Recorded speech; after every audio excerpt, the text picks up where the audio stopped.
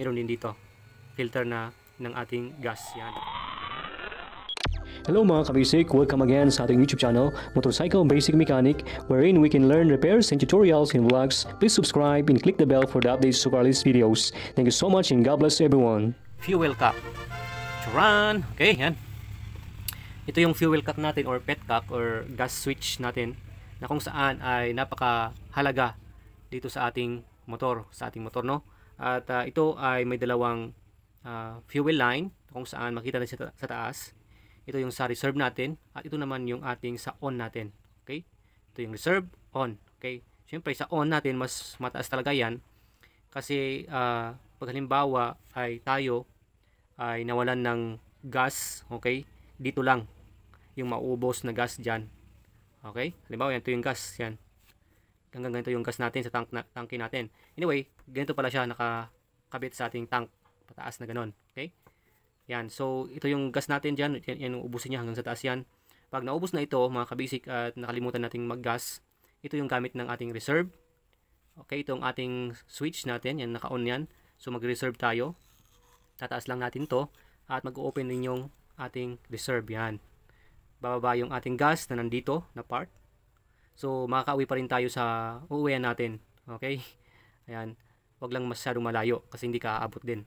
Okay? So hindi talaga mako-consume yung ating reserve sa ating tank hanggat hindi naubos itong ating on sa taas. Okay, yan. Uubusin niyo muna yan. Pag talagang wala na, pag na-on natin yung ating switch dito sa ating fuel cap natin, ganyan, at wala nang lumalabas dito, okay, ibig sabihin, ubos na hanggang dyan yung ating gas. Ubos na yung on natin. So, that is the time na tayo ay mag-switch sa reserve. Okay? Kaya minsan mga kabisik, marami na akong na-encounter na motor na sabi nila may gas pa naman, no? Pero bakit walang lumalabas dito or bakit hindi na ma-start yung motor ko? Eh nung tinanggal namin ito din sa hose papuntang carburetor ay wala na pala talaga siyang laman sa on niya. Ito. Naka-on siya, wala lang tumatagas na gas dito kasi ubos na hanggang dyan. Nung ni-reserve natin, ilagay natin sa reserve, dito na part na gas meron. Kaya may tumulo na gas. Kaya pala hindi ma-start yung motor niya, ay talagang kulang ng talaga ng gas. Kaya, syempre, magdagdag ka ng gas. Lagyan mo yung tanke mo. Okay?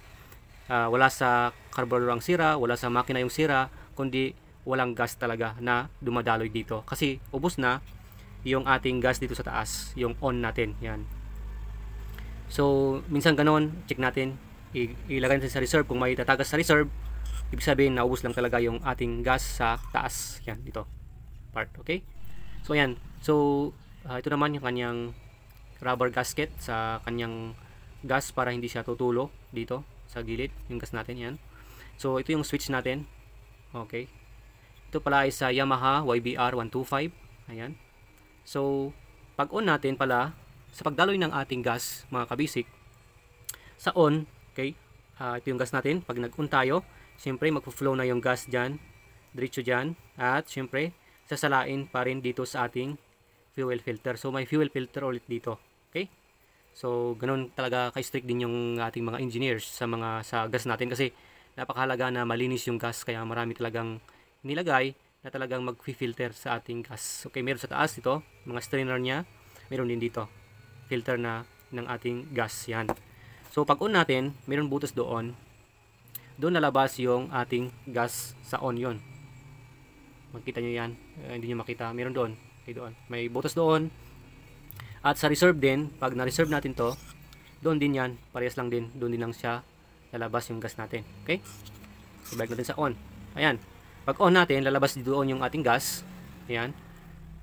Siyempre, ayan, nakakabit to dito. Natakpan nyo yung butas na doon sa ating outlet. Okay, yan. Yung gas natin doon, dadaloy dito. So, mapupuno ito ng gas. Ayan. So, syempre, ito naman, yung gamit niyan is, yun nga, filter niya yung gas natin. Lalabas doon sa ilalim. Saka dadaloy doon sa taas. Okay, yun. Okay? Kaya, on natin yung ganyan, masasala, at diretso na yan sa ating carb. Okay, sa carburetor natin. Pag naglagay pa tayo ng filter dito, walang problema. Papunta sa ating carburetor, para talagang malinis yung ating gas. Okay?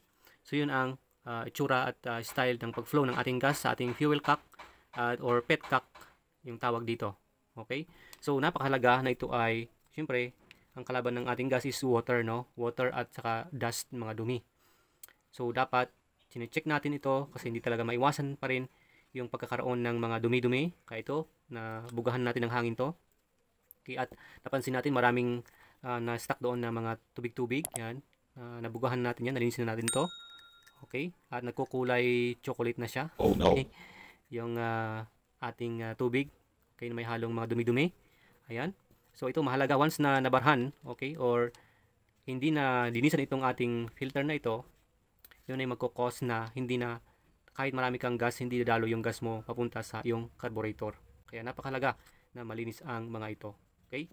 So, ganoon lang mga kabasic. At syempre dito, laging tandaan na dapat malinis yung ating gas. Syempre, at mostly dito nga na-stuck yan sa reserve natin. Okay?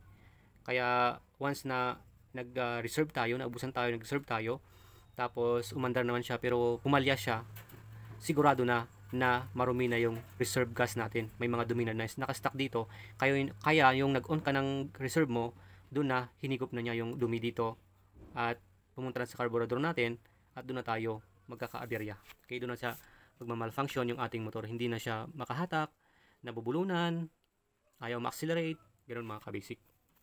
Okay, so kaya nga yung mga matatagal na mga motor, mga kabasic, ay talagang dapat linilinisan talaga yung tank niya, tank ng gas natin, ng motor natin, at itong fuel cock natin, or petcock natin, or gas switch natin, dapat nalinisan ang mga ito.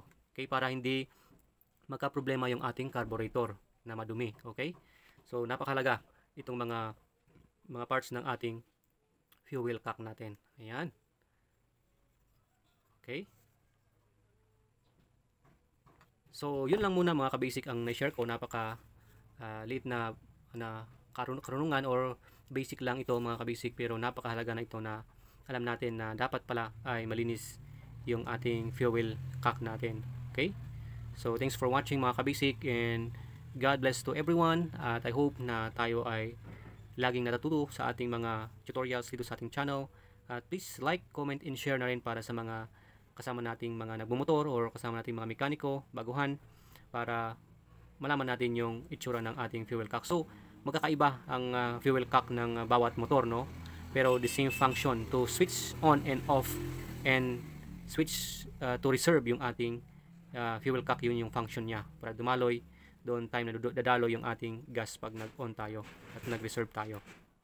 So I hope I share something. Please don't forget to subscribe and click the bell button para ma-update kayo lagi sa panibago nating tutorials patungkol sa mga motor.